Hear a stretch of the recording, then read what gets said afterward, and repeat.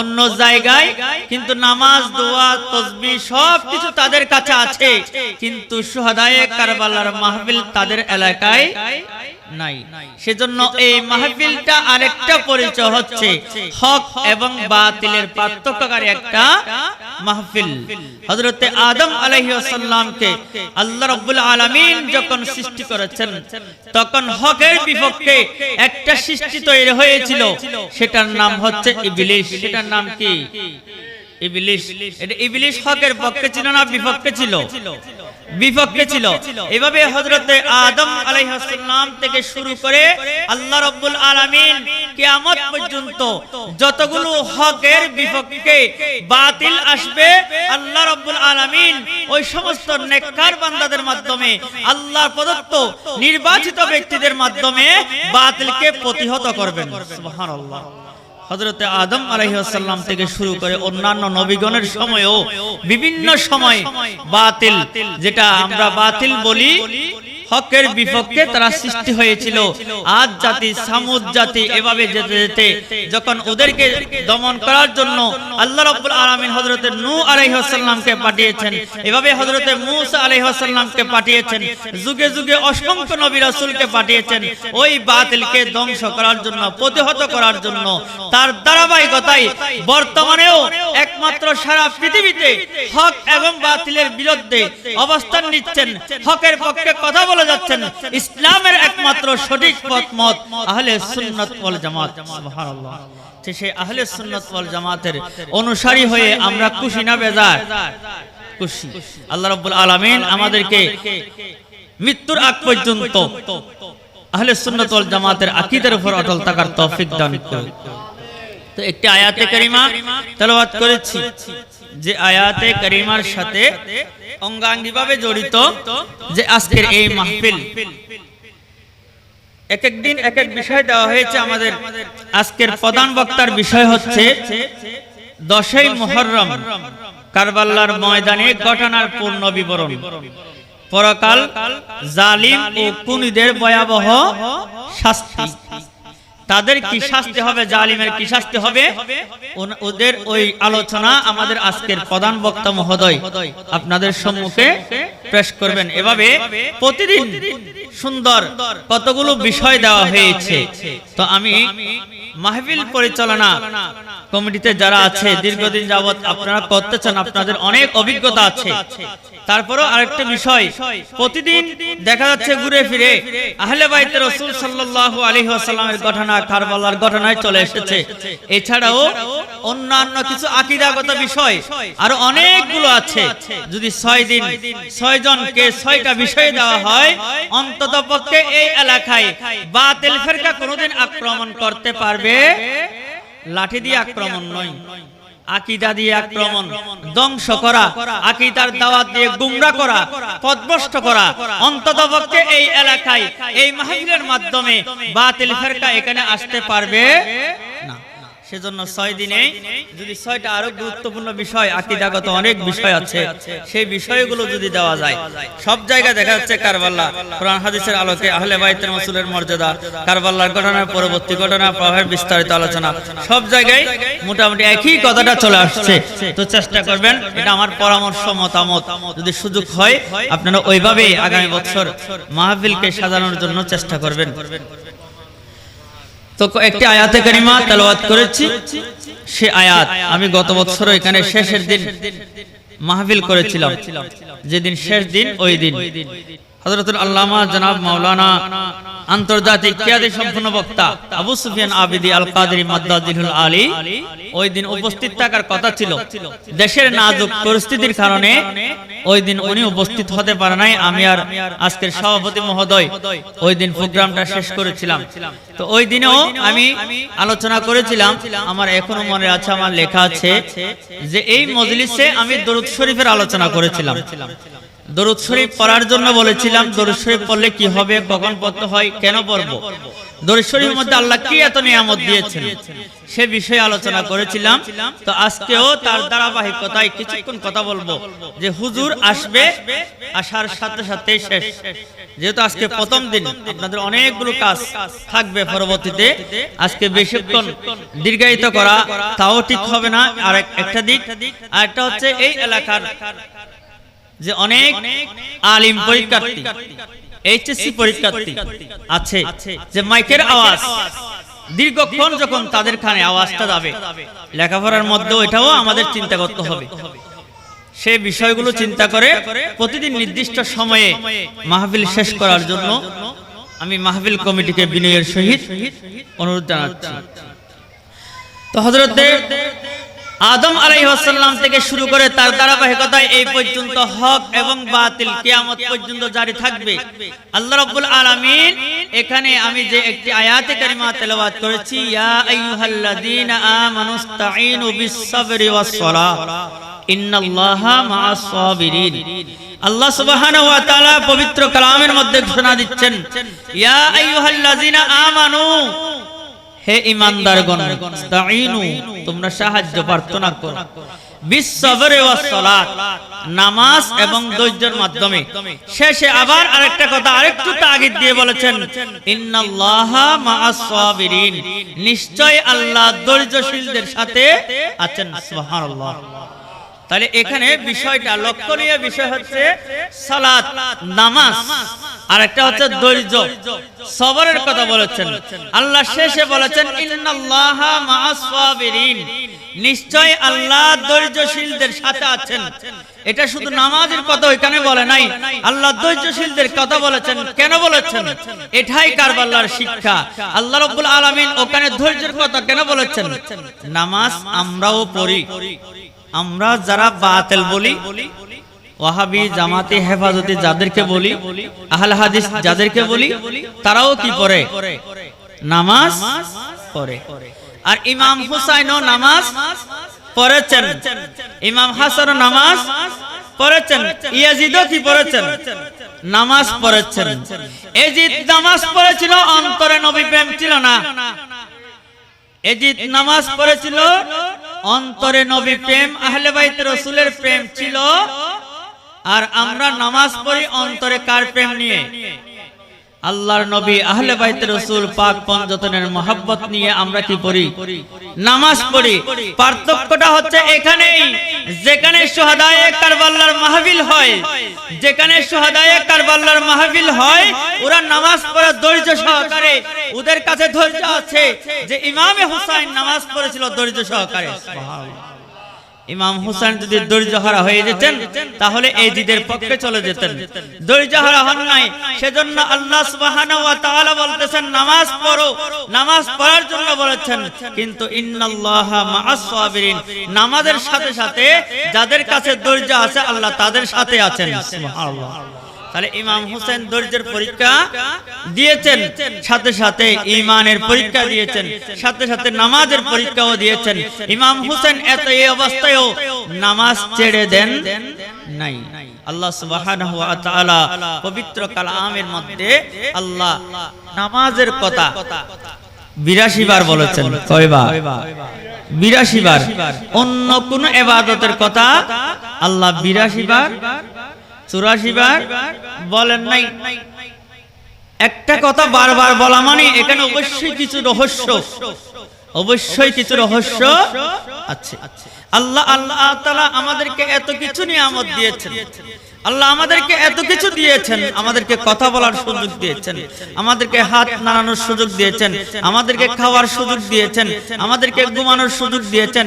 আল্লাহ তাআলা যা কিছু সৃষ্টি করেছেন সব কিছু আল্লাহ আমাদের জন্য সৃষ্টি করেছেন, কিন্তু আমাদেরকেও আল্লাহ একটা কাজের জন্য সৃষ্টি করেছেন। সেই কাজটা নামাজ, ইবাদতের জন্য। কিসের জন্য? ওমা খালাকতুল জিন্না ওয়াল ইনসা ইল্লা লিআবুদুন, নামাজের জন্য সৃষ্টি করেছেন, ইবাদতের জন্য সৃষ্টি করেছেন। আর ওই ইবাদতের মধ্যে সর্বশ্রেষ্ঠ ইবাদত হচ্ছে নামাজ, সর্বশ্রেষ্ঠ ইবাদত হচ্ছে নামাজ। অন্যান্য ইবাদত, কিছু কিছু ইবাদত আল্লাহ সুবহানাহু ওয়া তাআলা ভাগ করে দিয়েছেন। এই ইবাদতগুলো এই বান্দাগুলো করবে, এই ইবাদতগুলো এই বান্দাগুলো করবে, এই ইবাদতগুলো এই বান্দাগুলো করবে। যেমন হজ করা, এটা সবার উপর ফরজ নয়। আল্লাহ রাব্বুল আলামিন যাদেরকে সামর্থ্যবান করেছেন, যাদেরকে আল্লাহ টাকা পয়সা দিয়েছেন, ধন সম্পদ দিয়েছেন, তাদের উপর হজ ফরজ। আর কিছু ইবাদত আছে যেমন যাকাত, এটা সবার উপর ফরজ নয়, সবার জন্য আবশ্যক নয়। আল্লাহ যাকে সম্পদ দিয়েছেন, যাকে টাকা দিয়েছেন, তাদের উপর যাকাত ফরজ। কিন্তু নামাজ এমন একটি ইবাদত যেটা আল্লাহ সবার উপর ফরজ করেছেন। সুবহানাল্লাহ। এখানে ধনী, গরীব, কালো, সুন্দর, খাটো, লম্বা, কারোর জন্য আল্লাহ এখানে পার্থক্য করে দেয় নাই, এটা সবার জন্য। যেহেতু যদি আল্লাহ ভাগ করে দিতেন, অন্যান্য ইবাদত যাকাত মানুষ দান করে সে আল্লাহর নিকটবর্তী হয়ে যেতে পারতেন, হজ করে সে আল্লাহর নিকটবর্তী হয়ে যেতে পারতেন। কিন্তু আল্লাহ বান্দাকে স্পেশাল একটা ইবাদত দিয়েছেন যেটা সবার জন্য। বান্দা যখন সবকিছু ভুলে গিয়ে নামাজে চলে যায়, সিজদায় চলে যায়, ওই বান্দা আল্লাহর নিকটবর্তী হয়ে যায়। সুবহানাল্লাহ। তাহলে সর্বশ্রেষ্ঠ ইবাদতের নাম কি? নামাজ। আমরা এখানে কাল কিয়ামতের ময়দানে শুধু মাহফিল করছি, কাল কিয়ামতের ময়দানে শুধু আমি যাকাত দিছি, সেটার হিসাব আগে হবে না। কিসের হিসাব হবে? নামাজের হিসাব হবে। এখানে ধনী, গরীব, কালো, সুন্দর, লম্বা, খাটো, এখানে কোনো পার্থক্য নামাজের ক্ষেত্রে আল্লাহ করেন নাই। সবার উপর নামাজ ফরজ। কিন্তু পৃথিবীর এমন একটা জায়গা আছে, প্রতিটা জায়গায় গেলে একটা ভিআইপি থাকে। সব জায়গায় সামনের কাতার আলাদা, সামনের জায়গাটা আলাদা। গাড়িতে উঠলে ওখানেও ভিআইপি কাতার থাকে, ভিআইপি জায়গা থাকে। খেলা দেখতে গেলে ওখানে ভিআইপি জায়গা থাকে। প্রতিটা জায়গায় একটা ভিআইপি জায়গা আছে। কিন্তু পৃথিবীর এমন একটি জায়গা আছে যেখানে ভিআইপি জায়গা, সে জায়গার নাম কি? মসজিদ। সে জায়গার নাম হচ্ছে মসজিদ। এই মসজিদে কেউ বলতে পারবে না যার কোটি কোটি টাকা আছে সে সামনের কাতারে দাঁড়াবে, যে রিকশা চালায় সে পিছনে দাঁড়াবে। পৃথিবীর কেউ এই কথাটা বলার সুযোগ নাই। সেই জায়গার নাম কি? মসজিদ। এই মসজিদে কি করা হয়? নামাজ আদায় করা হয়।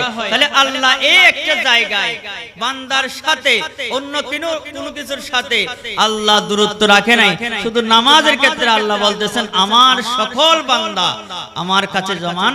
যখন আল্লাহ ওই বান্দাগুলো আল্লাহর কাছে গিয়ে সিজদায় পড়ে যায়, তখন ওই বান্দাগুলো আল্লাহর নিকটবর্তী হয়ে যায়। তাহলে নামাজ আমাদেরকে অবশ্যই, এখানে কোনো অজুহাত পেশ করা যাবে না।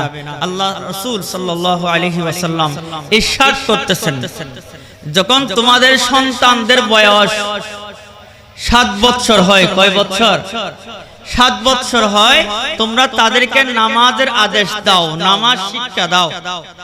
যখন 10 বছর হয়ে যায় তখন তোমরা তাকে প্রহার করো। কিন্তু অন্য কোন ইবাদতের ক্ষেত্রে এই কথাটা আল্লাহ বলে দেয় নাই। আল্লাহ রাসূল বলে নাই ছোট কাল থেকে তুমি এই বছর, এতটুকু বছর হলে তুমি এই কাজটা করো, এই কাজটা করো, এটার জন্য মারো, এটার জন্য প্রহার করো। আল্লাহ রাসূল কোন হাদিসের মধ্যে অন্য কোন ইবাদতের ক্ষেত্রে সেই কথাটা বলে নাই। কিসের কথা বলেছেন? নামাজের কথা। বয়স কত বছর হলে? 7। প্রথমে 7 বছর হলে শিক্ষা দেওয়ার জন্য বলেছেন। এরপরে যখন 10 বছর হয় তখন কিসের কথা বলেছে? প্রয়োজনে তাকে প্রহার করা হলেও নামাজের দিকে নিয়ে যাও। তাহলে আল্লাহ রাসূলের এই হাদিস মোতাবেক নামাজের গুরুত্ব অপরিসীম।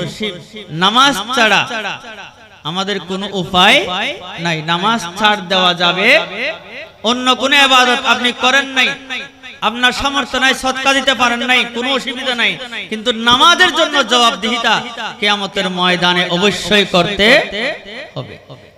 সেজন্য আমাদের আল্লাহ রাব্বুল আলামিন আমাদের যাদের এখনো নামাজ পড়ার অভ্যাসটা নাই, আজকে ইমামে হুসাইন আমাদেরকে এই কঠিন পরিস্থিতিও কারবালার ময়দানেও শিক্ষা দিচ্ছেন নামাজ ছাড়া যাবে না। সেজন্য আমরা নামাজ ছাড়বো না। তাহলে আমরা আল্লাহ সুবহানাহু ওয়া তাআলা যে কথাটা বারবার তাগিদ দিচ্ছেন, মনে করেন আজকে এই উপজেলার যিনি প্রধান, বর্তমানে যারা আছে, আগে যারা ছিল জামাত প্রধান যিনি, উনি যদি কোনো একটা আপনাকে চিঠি পাঠায় যে আপনাকে আজকের ভিতরে দেখা করতে বলেছেন, আপনি যাবেন কিনা? যাব। এরপরে আপনি যান নাই, উনি আরেকটা চিঠি দিয়েছেন, এরপরেও যান নাই, এরপরেও যান নাই, এরপরেও যান নাই, এরপরেও যান নাই, উনি রাগ করবেন না খুশি হবেন? রাগ করবেন যে মহান আল্লাহ আমাকে সব নিয়ামত দিয়েছেন, আল্লাহ সব কিছু দিয়েছেন, যে আল্লাহ কথাটা কোরআনে 82 বার বলেছেন। কিসের কথা বলেছেন? নামাজের কথা। এই নামাজ না পড়লে আল্লাহ কি খুশি হবেন না নারাজ হবেন? নারাজ হবেন। এটা কার কথা? আল্লাহর কথা। আল্লাহ 82 বার তাগিদ দিচ্ছেন বারবার, বান্দারে তুমি যাই করো না কেন কিন্তু নামাজ কায়েম করো, যাই করো না কেন নামাজ কায়েম করো, যাই করো না কেন নামাজ কায়েম করো। নামাজের কথা বলেছেন। এই নামাজ যখন আমরা পড়ব, এই নামাজ পড়লে আমাদের কি ফায়দা হবে?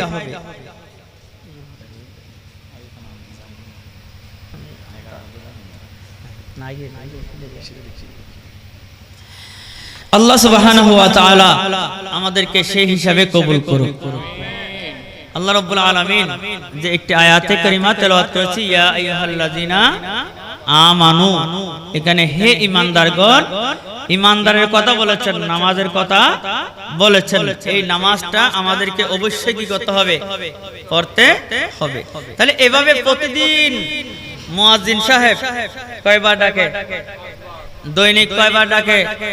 5 বার আল্লাহু আকবার বলে প্রতিদিনই 5 বার ডাকতেছেন। 5 বার 5 ওয়াক্ত নামাজ আমাদের উপর কি করে দিয়েছেন?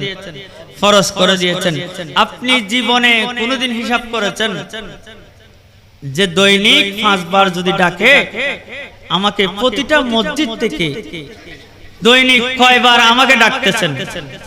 আমাকে আল্লাহ কতটুকু হায়াত দিয়েছে যে 50, 60, 70, 80, যে আমি কালকে এই জায়গা থেকে বাড়িতে যেতে পারবো, এরকম কোন গ্যারান্টি কেউ দিতে পারবেন? কারো কাছে এই ক্ষমতা আছে? নাই। কারো কাছে ওই ক্ষমতা নাই যে আমি আজকে ঘরে গিয়ে ঘুমাবো, সেই ক্ষমতা কারো কাছে নাই। এই মুহূর্তেও আমার মৃত্যু হতে পারে। তাহলে দৈনিক 5 বার, আল্লাহ তো 82 বার বলেছেন, সেটা আরো কার্যকর করার জন্য দৈনিক প্রতিটা মসজিদ থেকে আমাকে 5 বার কল দিচ্ছে, যে নামাজের কথা স্মরণ করিয়ে দিচ্ছে, বান্দা তুমি কোথায় যাচ্ছ, কি করতেছো? যে আমার কিছু বান্দারা তোমাকে ডাকতেছে নামাজ পড়ার জন্য, তুমি মসজিদে যাও, নামাজ পড়ো। এভাবে প্রতিদিন যদি আমরা হিসাব করি, দৈনিক 5 বার যদি ডাকা হয়, এক বছরে কয়বার ডাকা হবে?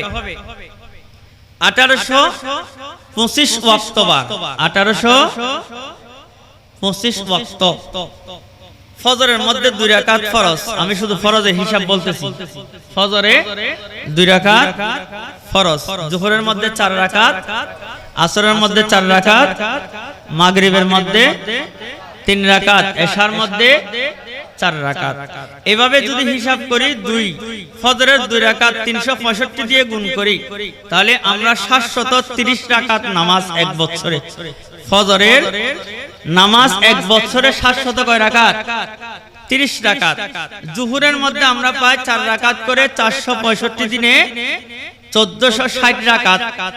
1460 রাকাত সব মিলিয়ে আমরা দেখতে পেলাম 6205 রাকাত শুধু ফরজ নামাজ আমাদেরকে চলে যাচ্ছে। নাউজুবিল্লাহ বলে আমরা কোথায় আছি? একটু হিসাব করেন, একটু হিসাব করে দেখেন আমি কি করতেছি, আল্লাহ আমাকে কেন পাঠিয়েছেন, আল্লাহ আমাকে কেন সৃষ্টি করেছেন।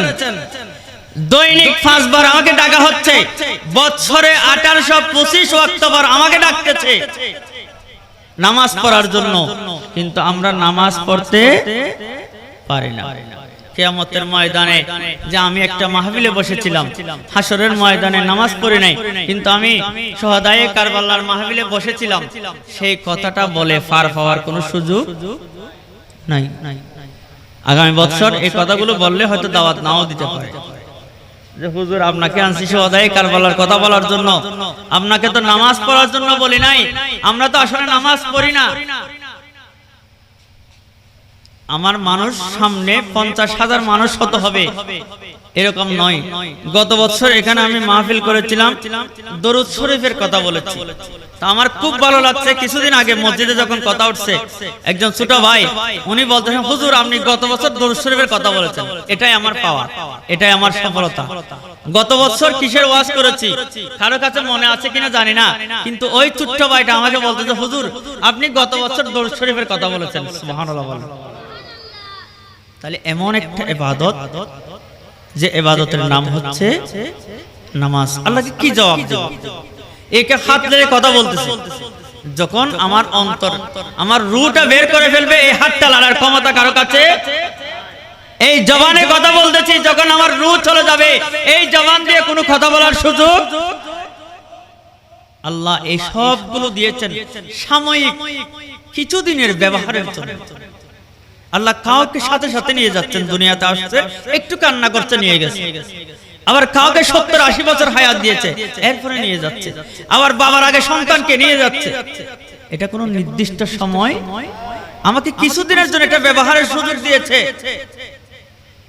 এই সময়টা আল্লাহ দিয়েছেন আল্লাহর কাছে যাওয়ার জন্য, আল্লাহর কাছাকাছি যাওয়ার জন্য। আল্লাহর কাছাকাছি যাওয়ার যে মাধ্যম, যে সিস্টেম, সেটা হচ্ছে নামাজ। সুবহানাল্লাহ।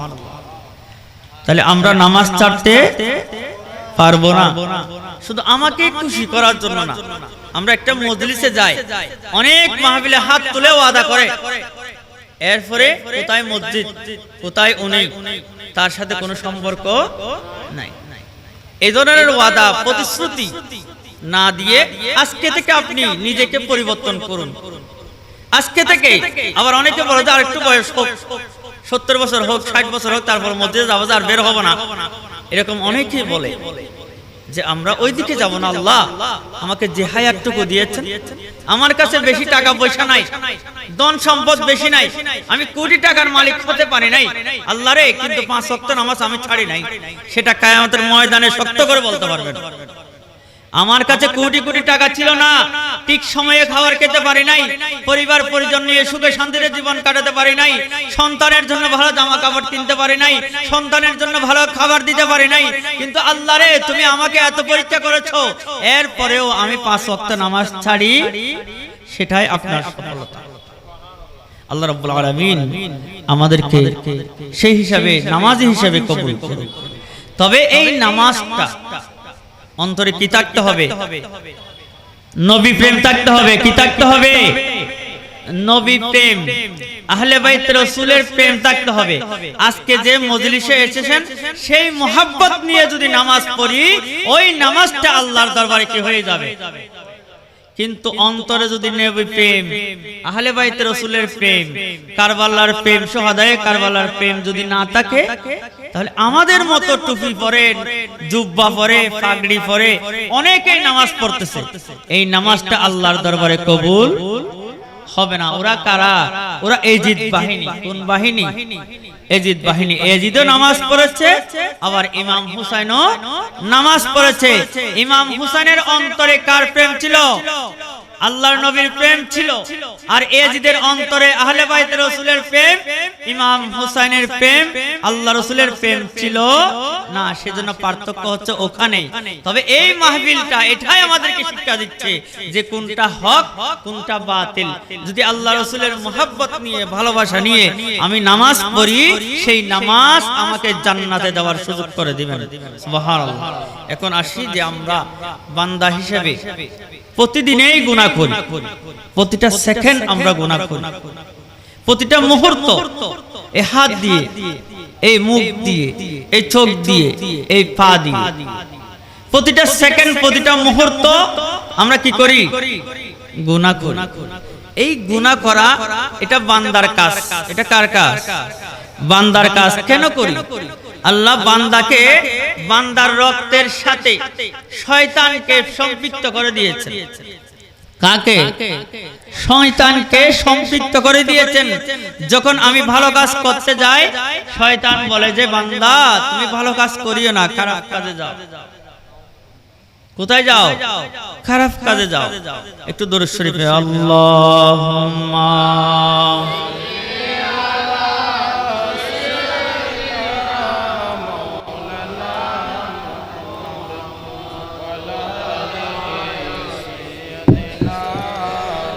মাওলানা ওগো আল্লাহ দয়া কর নসিব কর মদিনা নবীজিকে না দেখাইয়া কবরেতে নিও না আল্লাহুম্মা সাল্লি আলা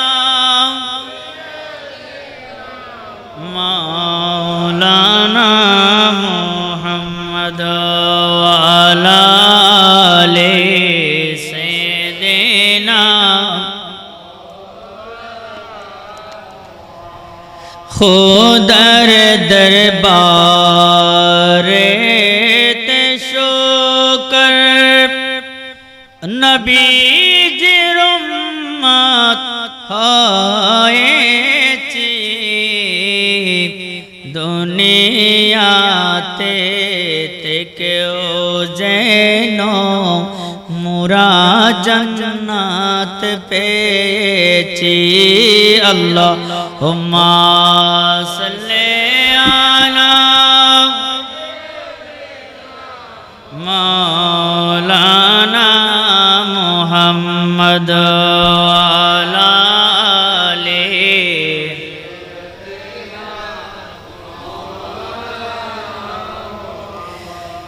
তোমারি মান তোমার আমল সঙ্গে যাবে কবরে পাড়ি গাড়ি জমিদারি কেড়ে নিবে অপরে আল্লাহুম্মা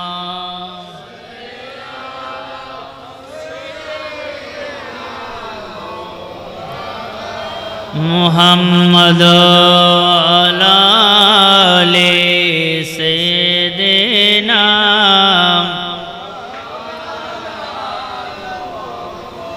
মা ফাতেমার কান্দন সীমার শুনলো না জগতে আল্লাহ শুনলো না জগতে সবাই জানেন এটা মা ফাতেমার কান্দন সীমার শুনলো না জগতে আল্লাহ শুনলো না জগতে কান্দে মা ফাতেমা কান্দে মা ফাতেমা হোসেন হারা শোকেতে মা ফাতেমার কান্দন সীমার শুনলো না জগতে আল্লাহ শুনলো না জগতে কান্দে মা ফাতেমা কান্দে মা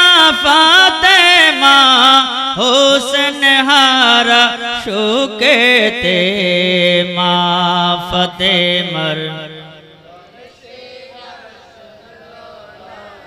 কোতে আল্লাহ শুনলো না জগতে সম্মানিত হাজরিন কথা ছিল যে আমরা প্রতিটা মুহূর্ত প্রতিটা সেকেন্ড কি করি ভালো কাজ করি না খারাপ কাজ করি ভালো কাজ করে যে এরকম মানুষ আছে আবার প্রতিটা সেকেন্ড প্রতিটা মুহূর্ত খারাপ কাজ করে যে এরকম আল্লাহর বান্দাও আছে তাহলে আমার কথা হচ্ছে যে আমরা আমাদের ভিতরে আল্লাহ কি ফিটিং করে দিয়েছেন, সেটিং করে দিয়েছেন কাকে? শয়তানকে। সেজন্য আমরা অন্যায় অশ্লীল কাজ করে থাকি।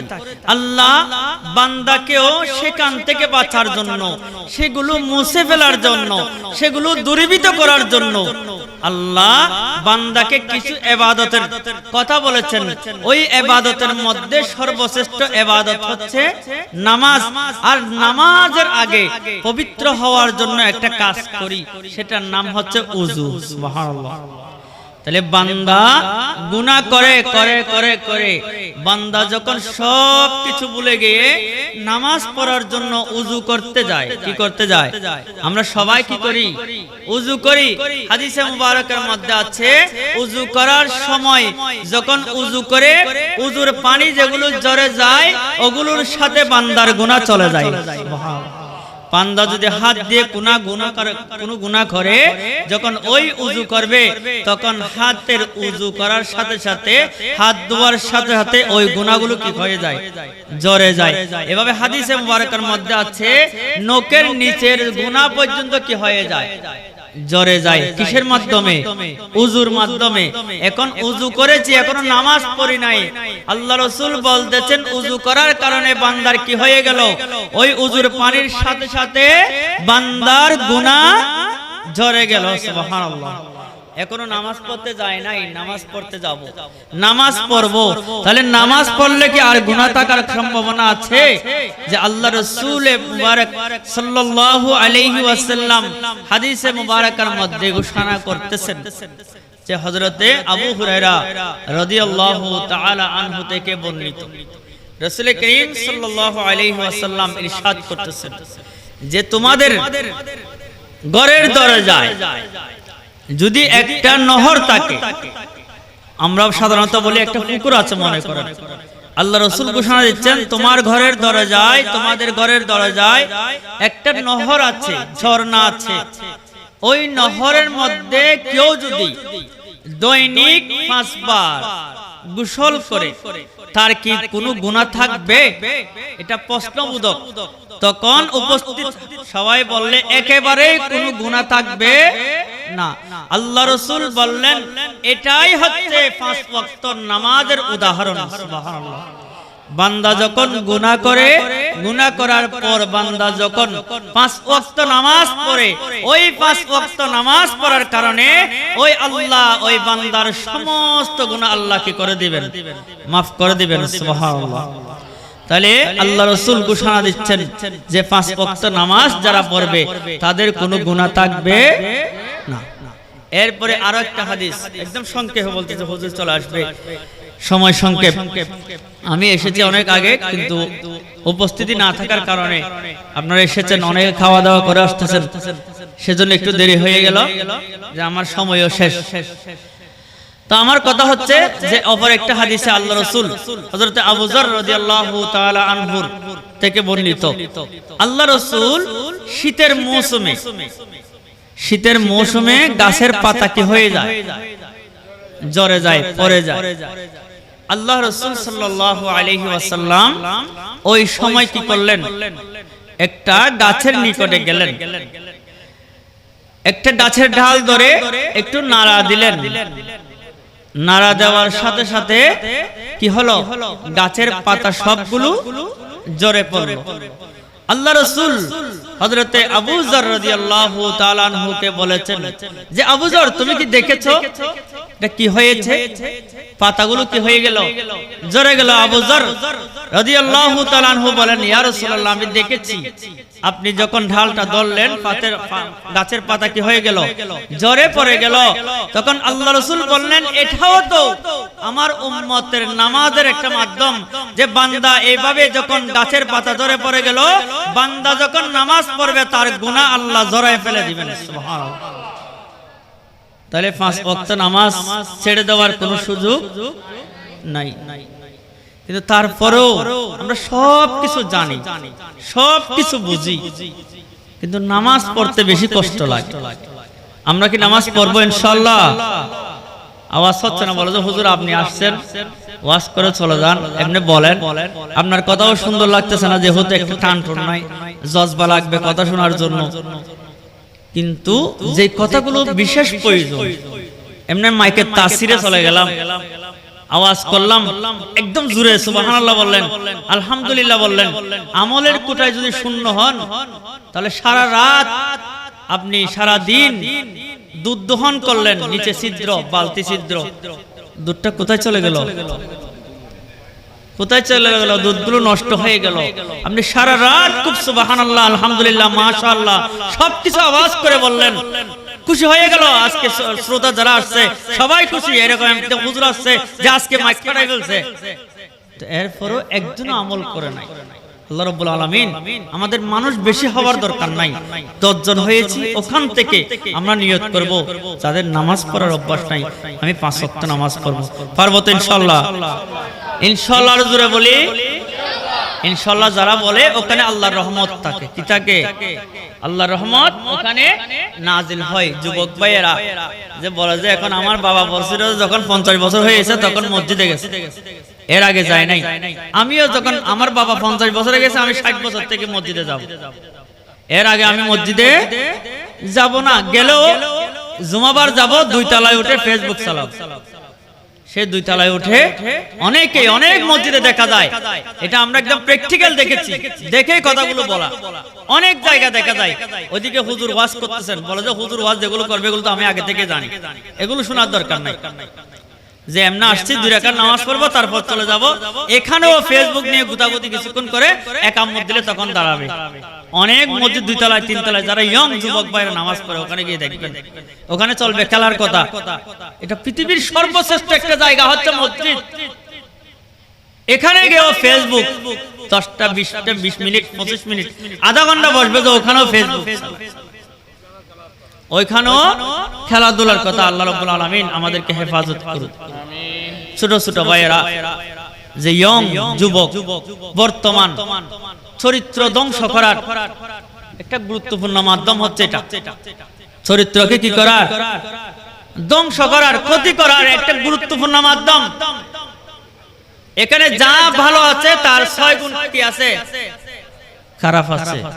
আপনার সন্তান কি করে সেটা একটু যাচাই বাছাই করবেন। ইয়ং যুবক অবস্থায় যদি আপনি আল্লাহকে রাজি করতে পারেন, যুবক ভাইরা যারা এসেছেন, যুবক অবস্থায় আল্লাহকে যদি রাজি করতে পারেন, কাল হাসরের ময়দানে আল্লাহর আরশের ছায়ায় স্থান আপনাকে দিবে।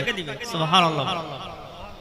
তাহলে এই সময়টা আমরা অযথা না কাটিয়ে আল্লাহ এবং রাসূলের প্রেমে মহব্বতে আমরা নামাজ, দোয়া, তাসবিহ, তাহলিল ঠিক রাখবো এবং 5 ওয়াক্ত নামাজের সাথে সাথে আমরা চেষ্টা করব যাদের নামাজ পড়ার অভ্যাস হয়ে গেছে, যে নামাজ পড়ার যায়, নামাজ পড়তে যায়, তার সম্পর্কটা কার সাথে? মসজিদের সাথে। কার সাথে? মসজিদের সাথে। ফজরের নামাজ পড়েছি, কখন জোহর হচ্ছে আমি জোহরে যাব, কখন আসর হচ্ছে আমি আসরের নামাজ পড়ব, কখন মাগরিব হচ্ছে আমি মাগরিবের নামাজ পড়ব, কখন এশা হচ্ছে আমি এশার নামাজ পড়ব। এরপরে যে সমস্ত বান্দা যত বেশি আল্লাহর কাছাকাছি চলে যাবে, তখন তত বেশি ভালো কাজ করতে তার আগ্রহ সৃষ্টি হবে। সুবহানাল্লাহ। সেই যাবতীয় মন্দ কাজ, অশ্লীল কাজ থেকে সে বিরত থাকতে পারবে। তাহলে যারা এই মুহূর্তে নামাজ পড়ার অভ্যাস হয়ে গেছেন, আরেকটা কাজ করবেন যেটা ফরজ নয় কিন্তু আল্লাহর বেশি নিকটে যাওয়ার সম্ভাবনা বেশি, সেটা হচ্ছে তাহাজ্জুদের নামাজ। কিসের নামাজ? তাহাজ্জুদের নামাজ। যাদের সুযোগ হয়, যাদের পরিবারের সুযোগ আছে, অনেক ঘরের মধ্যে ওই পরিবেশটা নাও থাকতে পারে, আপনারা এখন থেকে চেষ্টা করেন ওই পরিবেশটা সৃষ্টি করার জন্য। যদি পারেন গভীর রজনীতে উঠে আপনার দুনিয়ার যত দুঃখ বেদনা যাতনা আছে, দুনিয়ার সকল মানুষকে বললে এটার সমাধান দিতে পারবে না, এটার সমাধান পৃথিবীর কেউ দিতে পারবে না। এমন একজন আছে, সেটাকে আল্লাহ। আপনি যত সমস্যায় পড়েছেন, যত সমস্যায় আছেন, সবগুলো গভীর রজনীতে উঠে যখন আপনি আল্লাহকে বলবেন, আল্লাহ সমস্ত নিয়ামত আপনাকে দিবেন। সুবহানাল্লাহ। সেটার নাম হচ্ছে তাহাজ্জুদের নামাজ। সেটার নাম হচ্ছে তাহাজ্জুদের নামাজ। এই তাহাজ্জুদের নামাজের মাধ্যমে বান্দা আল্লাহর একদম নিকটবর্তী হয়ে যায়। সুবহানাল্লাহ। গভীর রজনীতে আল্লাহর রহমত নিয়ে বসে আছে। আল্লাহ দেখে, আমার ফেরেশতারা দেখে আল্লাহর কোন বান্দা গভীর রজনীতে ওঠে দুনিয়ার সব কিছু ভুলে গিয়ে কাকে ডাকতেছে? আল্লাহকে ডাকতেছে। ওই বান্দাকে আল্লাহর রহমত দিয়ে চলে যায়। তো ফেসবুক আমরাও চালাই, আমরাও কিছু ফেসবুকে দেখি। একজন ভাই স্ট্যাটাস দিল ফেসবুকে তাহাজ্জুদের নামাজ দিয়ে একটা স্ট্যাটাস দিল যে তাহাজ্জুদের নামাজ পড়লে কি ফায়দা। ওনার নতুন বিবাহ হয়েছে, বিবাহ করলো নতুন, তাহলে বিবাহ করলে তার আল্লাহ কি দিবেন? সন্তান দিবে। কি দিবে? সন্তান দিবে। এখন শাশুড়ি আর বৌমা দুইজনের দুইটা চাহিদা। একজনে বলে যে নাতি হোক, আর স্ত্রী বলে যে, বৌমা বলে যে আমার একটা মেয়ে হোক। তাহলে দুইজনের দুইটা চাওয়া, দুইজনের দুইটা চাওয়া। একজনে বলে ছেলে হোক, একজনে বলে যে মেয়ে হোক। দুজনের সমন্বয় আছে। সন্তানের বউ এবং শাশুড়ি দুজনের ঠিক আছে। এখন দুজনের সিদ্ধান্ত নিল আমি ছেলে চাই, আমি মেয়ে চাই। এখন এটার সমাধান কিভাবে করব? দুনিয়ার কেউ তো এটা পারবে না। চলেন, শাশুড়ি এবং বউ দুজনেই সিদ্ধান্ত নিলেন। নারে তাকবীর, নারে রিসালাত, নারে গাউসিয়া।